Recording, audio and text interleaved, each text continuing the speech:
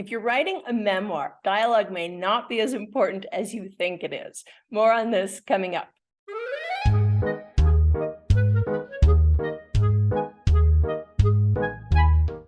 So I have a lot of students who come up to me and they say, Wendy, I am terrible at writing dialogue. And I say, well, there's some good news.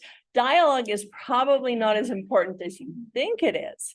In fact, you should never use dialogue to tell your story. I tell my students to think of dialogue as spice. It can add a lot of flavor to your book, but you can't make a meal out of spice. So to help you understand what I mean by this, let me give you two different scenes. The first one is a story told entirely through dialogue, and the second one is the very same story told just through narration. And I want you to think about which one you like better. The trail ahead of us looks steeper than in the picture, I say. We should be fine, Ari replies. It's a hike of just 2 miles. Thousands of middle-aged German tourists climb to the top every year. Wasn't this a place where those 2 hikers fell off the cliff last year? I saw it on the news. You were thinking of Devil's Canyon. It's in Wyoming, hundreds of miles away from here, Ari explains. Is that the place where there was a landslide 2 years ago? Yes, 22 people were killed. It's okay. It's not terrible. A lot of my students write scenes like that because some misguided teacher in the past told them that dialogue is super important. But now I want to read you the version that has 0 dialogue. And I want you to think about which one you like better. The trail ahead of us looks steeper than in the picture. Suddenly, I'm not so sure about this whole excursion. I imagine myself taking one wrong step and plunging into the ravine below.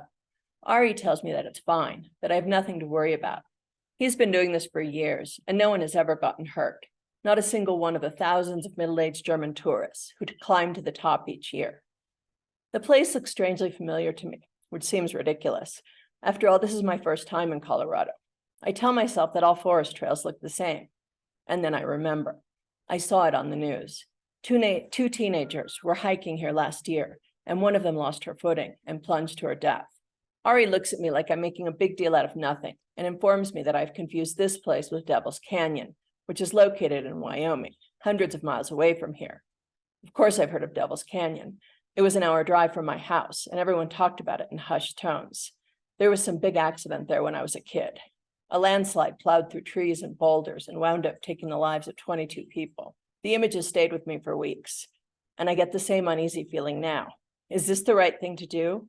A little voice is telling me to turn around and go back to the car, that I can come back and do this anytime, that it shouldn't happen today.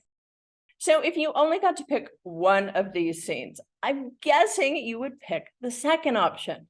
Narration in general is a lot more interesting than dialogue. So I know what you're thinking. Well, I don't have to pick one or the other. In my memoir, I can have both. And you're absolutely right. Sprinkle your memoir with dialogue. I love spice on my food. What I don't want you to do is use dialogue in place of narration. And that is a really important distinction. What happens with a lot of my students is that they write really good narration. They're telling a really good story in their book, and then it's time to write dialogue. And all of a sudden, it becomes line of dialogue after line of dialogue after line of dialogue, and it saps the richness out of the story. So a lot of people think that dialogue is better narration because it's showing versus telling. You let the characters speak for themselves. But honestly, this is really misguided. I'm going to give you a short piece of dialogue, and after I read it, I'm going to ask you how much you actually know about the two people in the relationship. I want to show you how little you actually learn about people through dialogue. You look terrible, he told me. I tried to put makeup on, I replied. Yeah, didn't work. I should just give up. If I were you, I would just stop looking in the mirror. So what do you think of this guy in the scene? He's not very nice to say the least, right? So let me add some narration, and then let me see what you think of him. I'm going to keep the dialogue exactly the same. You look terrible, he told me. Noah had passed away a day before, and I'd spent the night crying and downing Xanax. I knew my eyes were puffy and red, but I also knew that Diego could take it. He had seen me at my worst and had never made me feel like I needed to pretend that everything was okay. I tried to put makeup on, I replied, and I had, but it only made the situation worse. Now that the Xanax had worn off, my hand wouldn't stop trembling. I was suddenly like a 5-year-old who couldn't paint within the lines. My lips were less Coco Chanel and more Bozo the Clown. Yeah, didn't work. Diego was stating the obvious, and it made both of us laugh. I should just give up. I couldn't help but play along with the game that Diego had started. I didn't know how he did it, but I was already feeling a little bit better. If I were you, I would just stop looking in the mirror. Diego wiped the lipstick off my face with the hem of his t-shirt. It was such a loving gesture that I knew then that everything would be okay. Okay, I took the very same dialogue just to show you that dialogue tells us nothing about a character. For one thing, we can't hear tone. And so we need your narration to interpret what this character actually means when this character is speaking to you and what you mean when you were speaking to this character. That is one reason that narration is so important between your lines of dialogue. So just so that you really get this point, I'm going to take the very same dialogue and totally change the narration one more time. You look terrible, he told me. When he said this, I wondered yet again why I didn't just leave. He never noticed when I made an effort, never complimented my new haircut or when I worked so hard to lose those 10 pounds. I tried to put makeup on. I didn't want to put on too much because the last time I did, he'd called me a slut. Yeah, it didn't work. By now, I was used to Diego's slights. What I now wondered was when his insults had turned into my truth. I only wrote half the scene because the scene started to depress me. Diego is not very nice here. I like Diego in the first scene better. So what do I want you to take away from this? Dialogue in and of itself tells us very little about a character or even about you. What tells us a lot? Narration. So if narration is so important, what should you put in it? What do you put between these lines of dialogue? I'm going to devote the rest of the video to that topic. Before I do, please be sure to hit like and subscribe. And if you'd like a free 7-part class on memoir structure, click on the link in the description below this video. So that brings up the question, what do I put in my narration? What do I put between my lines of dialogue? There are 3 things that I suggest you include in your scenes with dialogue. Let me tell you what they are, and then I'll get into them one by one. Number 1, interpret what your characters really mean. Number 2, interpret what you really mean. Number 3, tell us how a character's comment affects you emotionally. So let's start with number 1, interpret what your characters really mean. Why is this so important? Well, for one thing, we can't hear tone in a book. So is your character saying, you look sick? Or is your character saying, you look sick, right? I can't tell the difference in a book.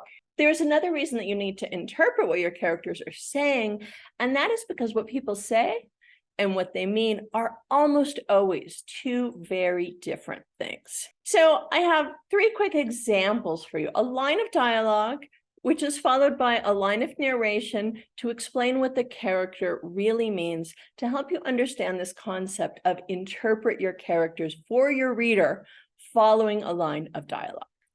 Here's the dialogue. You look sick. Now, that could mean a ton of different things. Here's the way I decided to interpret Donna in this scene. Donna puts her arm around my waist and leads me to the couch, tucking me in with a blanket, the way she did with a rescue puppy that had been run over by the side of the road. Okay, so now we can hear Donna's tone when she says you look sick, because we know that she's a maternal, caring person. So we know what she really means by that. That is a long way to fall. I can almost hear my wife's engineering brain turn on as she calculates the distance divided by speed and comes up with the number of seconds it took for the victim to hit the ground. So can you hear the tone? And that is a long way to fall.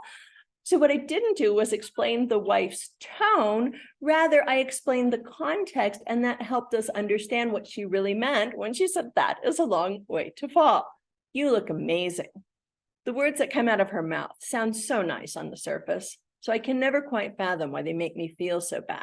She is always fake with a twinge of bitchy, right? Okay, totally different example. But yet again, don't you get a good sense of the character in the narration that you would definitely not get if you just had the words in the dialogue? So tip number 2, interpret what you really mean. So I just talked about how we can't hear tone. People don't always say what they really mean. The same is true for you. So we also need you to say something and then tell us what you really mean when you say that.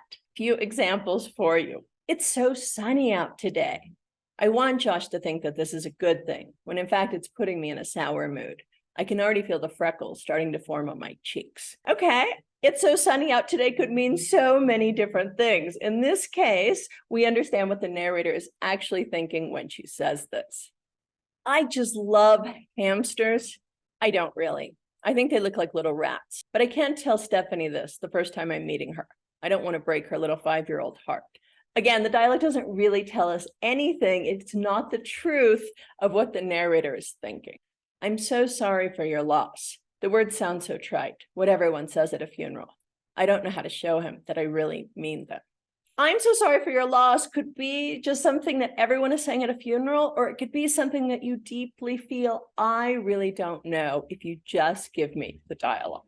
So tip number 3 is to tell us how someone else's dialogue affects you as the narrator. So another thing you can do, when a character speaks to you in your memoir, your narration can be what you're thinking at the time. Let me give you a few examples. You doing okay? My boss asks. No need to tell him about the pain in my ankle that has since spread to my knee. No need to tell him I'm having trouble making it to the bathroom on my own. Are you going to eat that entire piece of cake? Yes, I'm going to eat it. I might have another one too, or maybe a slice of cherry pie. I think it's sugar-free. It's not really, but he doesn't need to know that. It's not like he's diabetic. Why don't you take some leftovers? I know that the guacamole will turn brown before I even get it home, but I don't have the heart to tell Mrs. Gonzalez no. So hopefully you're getting a sense of how very important narration always is to your book, even if you're going to pepper your book with lines of dialogue. Between those lines of dialogue, you need narration that explains what is really going on in the scene. How much narration should you include? Do you always have to include narration between every line of dialogue?